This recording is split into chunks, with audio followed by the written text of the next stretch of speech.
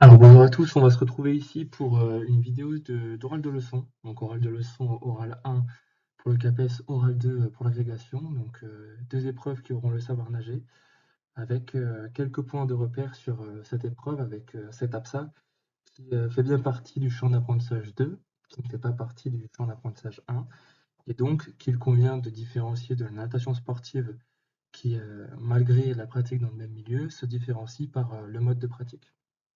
Donc c'est bien important de différencier la natation sportive qui s'objective et qui vise une performance, du savoir nager qui, au lieu de viser une performance chronométrique temporelle, vise plutôt à ce que les élèves apprennent à se sauver, apprennent à se mettre en sécurité par rapport à de potentiels risques de noyade, des noyades qui, en passant et par rapport à des enjeux qui aujourd'hui sont prégnants dans le système scolaire, on a fait notamment du savoir nager l'objectif principal voilà, des programmes de collège avec des taux de moyenne qui sont en augmentation, euh, notamment lors des vacances estivales.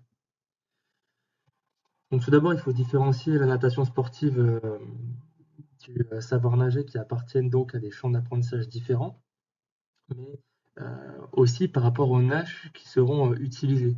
Dans le savoir nager, et on sera plutôt dans une logique de déplacement et non pas justement en regard d'une technique de nage. Donc toutes les techniques de nage qui pourraient, et les critères de réalisation qui seraient en lien avec le crawl, la brasse, le papillon, etc., ne seraient pas forcément pertinents au regard de l'enjeu principal du savoir nager, qui est bien de permettre à l'élève de se déplacer. Donc ici, on pourra retrouver des nages indiennes, c'est-à-dire où l'élève va nager hors de l'eau, voire même des nages en petit chien, voire même des nages hybrides, où par exemple on pourra avoir des battements avec des bras en brasse. Donc là, justement, à travers cette activité, cet APSA, on peut s'extraire d'une codification de nage qui vient poser sa différence nette avec le champ d'apprentissage 1 et la nage sportive. Donc ici, on n'est pas évidemment on n'est pas sur une recherche de temps. Il n'y a pas de temps limite dans le savoir nager. Donc l'élève, lors du test ASNS sur lequel on va revenir, n'est pas sous pression temporelle. Il dispose du temps qu'il souhaite, nécessaire à la réalisation du parcours. L'idée de ce champ d'apprentissage reste bien pour l'élève d'apprendre à se sauver, à se mettre en sécurité. Les critères de réalisation ne seront donc pas techniques.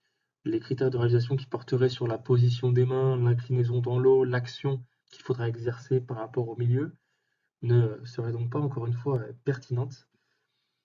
Les critères de réalisation qu'on pourrait donner pour ces élèves dans le cadre de l'oral de son sont plutôt en lien avec les étapes d'acquisition que Cato a utilisées pour décrire la progression du nageur et l'apprentissage du savoir nager. Donc dans l'ordre, d'abord le corps flottant.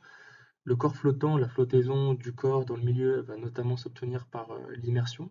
Donc là, ça va être des critères tout simples, mais qui doivent permettre, qui peuvent aider l'élève à s'immerger totalement avec des exercices qui vont très basiques, euh, de s'accrocher à la margelle et par exemple d'essayer d'immerger le plus possible ses parties du corps, d'essayer de décoller ses pieds du mur, de rompre avec ses repères de terrien pour essayer d'acquérir de nouveaux repères. Le corps flottant en 1, le corps projectile en 2, puis le corps propulseur. Et le corps projectile, en termes encore une fois de critères, là ça va être le rôle de la tête qui va être prépondérant, notamment pour l'équilibre vertical, horizontal, pardon, enfin l'équilibre horizontal qui va notamment permettre de réduire les résistances à l'avancement et qui va fluidifier le déplacement et avec notamment un regard au fond de l'eau pour horizontaliser le corps, même si, encore une fois, la tête dans l'eau n'est pas forcément ce qu'on attend du savoir nager. Un élève peut très bien apprendre à nager en sécurité, obtenir la SNS et réussir au savoir nager en ayant et en nageant la tête hors de l'eau. C'est aussi possible. Donc là, ce qu'on va rechercher par le rôle de la tête, ça va être l'horizontalité du corps, je l'ai dit, mais aussi l'enchaînement d'actions avec, dans le test de la SNS, que je vais décrire maintenant, l'enchaînement d'actions avec le passage notamment d'une position ventrale à dorsale. Donc la SNS qui a changé, qui auparavant était la SSN, a changé récemment. Donc il n'y a pas vraiment de grands changements par rapport à la SSN.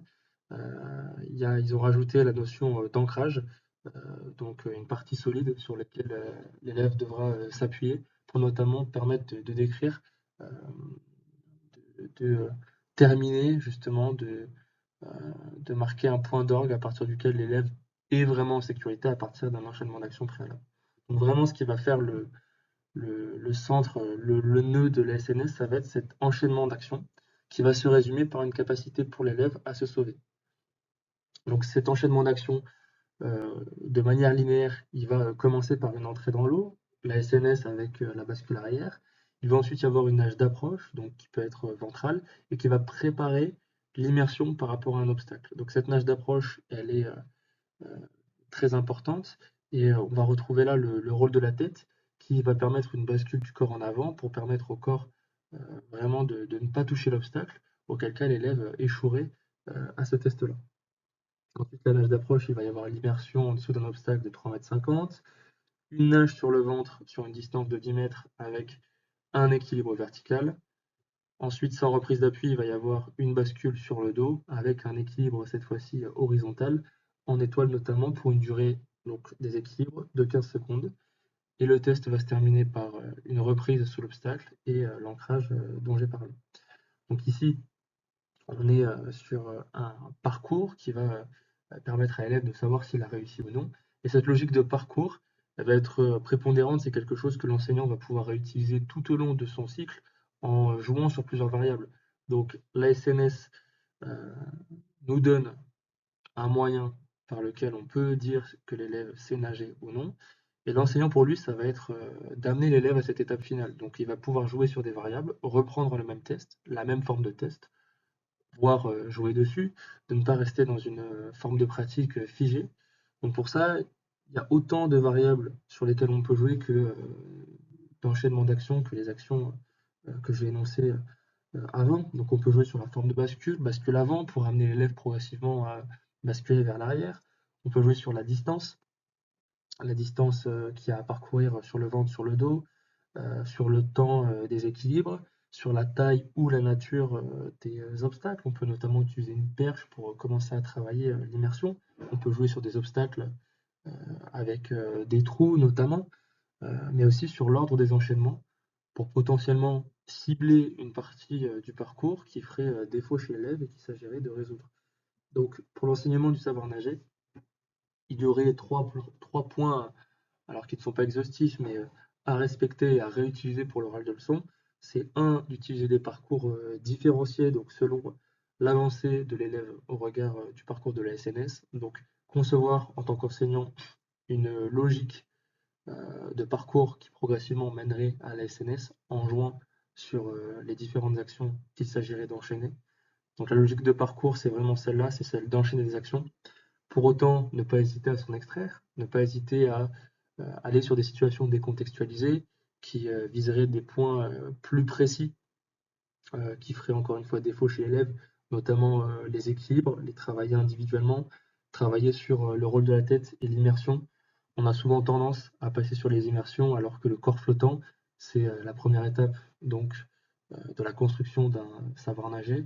Et on passe dessus assez vite. Donc les deux points principaux avant de passer sur le corps projectile et propulseur, c'est vraiment d'aller sur ce corps flottant en travaillant les immersions et le rôle de la tête avec notamment les bascules sur le ventre, sur le dos, en boule, en étoile, en boule sur le ventre. Autant d'exercices décontextualisés, mais qui pourront permettre à l'élève de se sortir de situations dangereuses, périlleuses. Et enfin, sortir de cette logique de natation sportive, de performance, avec des nages hybrides. Donc c'est ce que je disais, avec les bras en brasse, les jambes en battement, des nages non codifiées, voire avec une nage hors de l'eau. Donc voilà, j'espère que tous ces conseils vous permettront de réussir dans cette activité, dans cette APSA, qui n'est pas forcément celle préférée des étudiants, qui peut parfois voilà, avoir de lourdes conséquences en termes de notes. Il n'y a pas toujours les meilleures notes dans le savoir nager. C'est une activité qui peut faire peur, mais en ayant ces repères-là, on peut sortir son épingle du jeu et tenter d'avoir la meilleure note possible au CAPES.